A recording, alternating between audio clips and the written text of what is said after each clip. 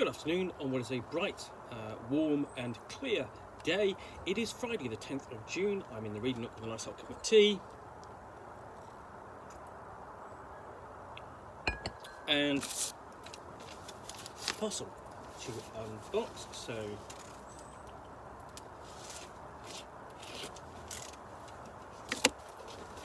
and inside what I have got is this, which is the Streets of Peril. So, in the Cymbrian Empire, the supernatural terrors of old have been long forgotten or dismissed as fable. But those things which preyed upon man still lurk in the shadows. Many find themselves navigating the rival ambitions of powerful men and eldritch horrors. Some heroes are prepared to confront both challenges, even if no one will sing their praises after. So this is from Broken Publishing, and Broken Blade Publishing, and is available on the drive-thrurpg.com.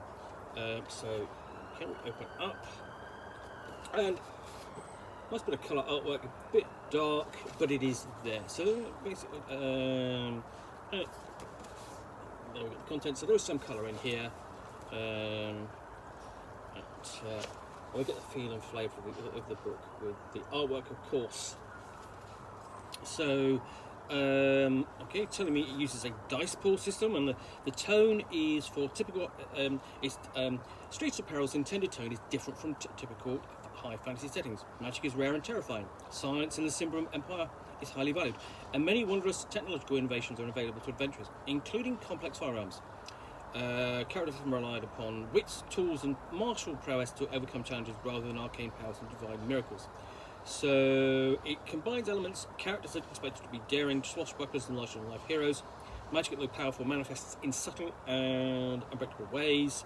Dark horror fantasy elements in the setting are largely inspired by Celtic and Germanic myths, and it involves political intrigue as well, but within the Cymbrian city-states. So we have kind of sort of like I would look at this just on a glance through it. It's like a grim, dark fantasy. It's which is a genre which is quite well tread, of course, by the likes of Warhammer Fantasy Roleplay and Zweihander, Grim and Peril. So we have a bit of information of what the game is like. And before we get on to a nice couple of pieces of artwork, I do think that piece of artwork could have been earlier, could have been a back over the page, break it up a bit, rather than having two pieces of artwork quite so close together. And then we get to characters, and how to create them, and they have languages and lineages, and so we've got essentially Brythonian and Burger, Changeling, Commoners, Highborn, Valentino, Zajic. So we're sort of like a vaguely fantastic version of Europe there, I think. And we've got a nice piece of black and white illustration here that sort of captures the flavour and feel of ne'er-do-wells and people coming from afar. List of names, always useful when you're getting into a new role-playing game. Create your own. And then we have the classes. So Brute,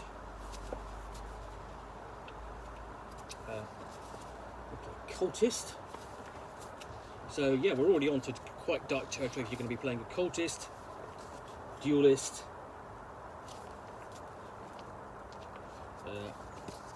engineer. So we've also got the technological element here, Magister, everybody uses magic,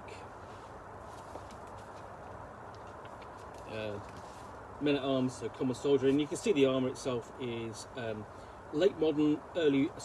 late Renaissance, early modern period is the inspiration for this. So we are really in that territory of Warhammer Fantasy Roleplay, Lamentations of the Flame Princess, like the default setting, and then we've got the Scoundrel, Wayfarer, all options there. Traits for your characters, like Holy Warrior or Detective, Trick Shooter, Pit Fighter. You can see, I'm looking for that, you can see the influence there. So the rules, okay, yep, dice ball system, 6-sided dice, So you are rolling 6-sided dice, hoping to get 4, 5, and 6. They're successes, and then 6 is a critical success, and a player can roll another die on top. So the rules explanation is, so there's the attribute checks and the skill checks, and the skill list is that and that. So just a couple of pages for the skills. So if you're looking for a skills light role-playing game, this may well do exactly what you're looking for. Combat, you've got different options there, but that is really covered in 3 pages. Then you're into injury and healing, so quite light in terms of rules. Barter and trade and all your goods. And you can see the choice of weapons, so we do have things like grenades and hand axes and longbows and pikes and pistols and sabres and so on. So it's got that sort of like that crossover period between when, you know, you had firearms, but they were slow to load, and by the time you fired it, you know, the next thing you would do is probably draw your sword and attack, because they were upon you. Nice use of colour artwork. And similarly with the armour is the period, so you've got quite, that's sort of like the fantastic armour available.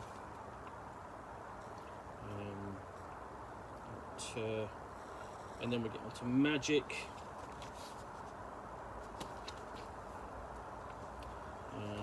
So we've got list of miracles there, so there's the miracles.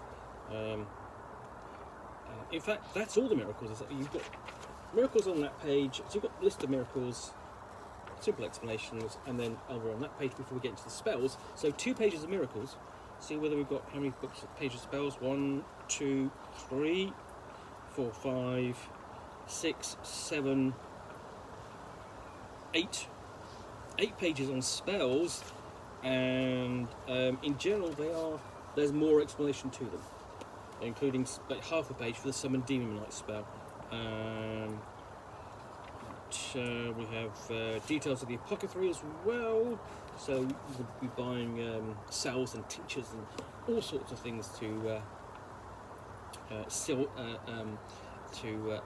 heal what ails you. Of course, I would recommend a course of leeches, which find the trappings, magic items. So yeah, the influences upon this game are clearly worn upon its gambeson and around its neck, you know, as a ruff. So we do have magical items. So we have things like cursed charm, black arrows, ghost mail, greater magical items like a demonic idol or hag's finger, all the way up to, let's have a look. Oh yeah, we've got legendary magical items like a Sword of Roland or the Talisian's Circlet, not illustrated, which is a little bit disappointing. And we get into campaigns. This is for the benefit of the game master, and we've got suggestions on what types of campaigns she can run and how to get the characters together. So, you know, they've got things like there, like heist retainers, ship's crew, town watch, stockades, cultists, military service, witchfinder assistants, taverns, and that sort of thing. And dealing also with the trade, the themes, which is politics, horror, trade, mystery, crime, religion, and sources of fortune, and then individual sort of city designs here as well. So basically, here's how it works, and we get into, you know, there's a little section there on grim, dark play, just a couple of paragraphs. Then with description of the Cimbrum Empire, which is the rise of the city-states, and here we have a map of the region. So it's quite small, but obviously probably got room for expansion for your character if you wanted to, or create your own. So this sort of feels more like something a bit akin to the Hanseatic League, which were the cities in mostly in northern Germany and on the Baltic, which basically got rich through trade throughout the medieval and early modern period, and then out into the neighbouring lands. and elements covering things where there's sort of like law and order, dueling, common law, culture, religion, and more.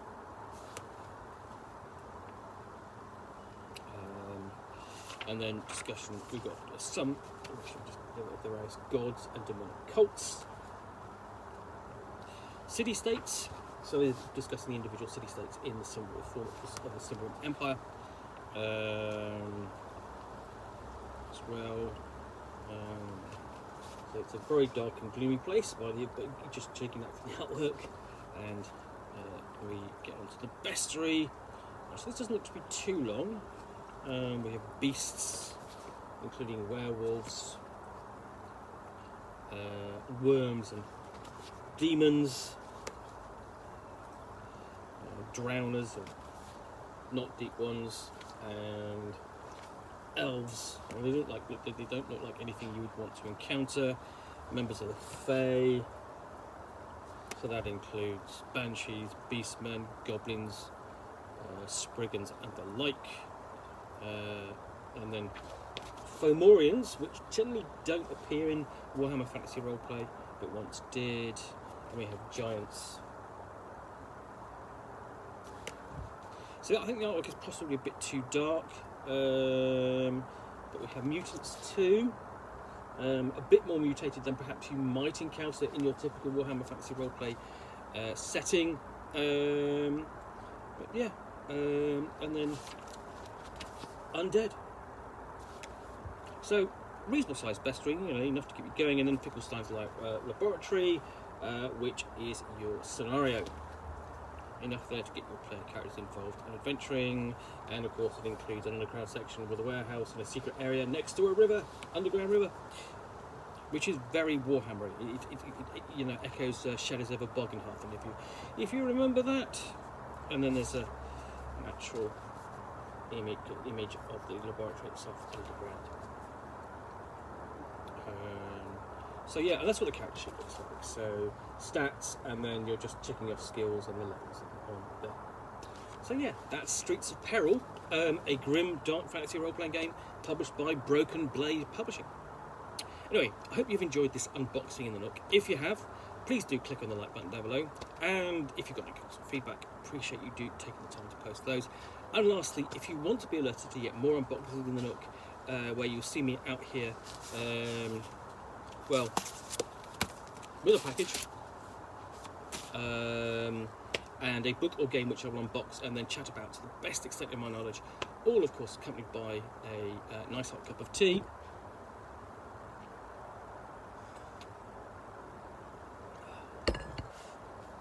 Then please do hit that subscribe button down below.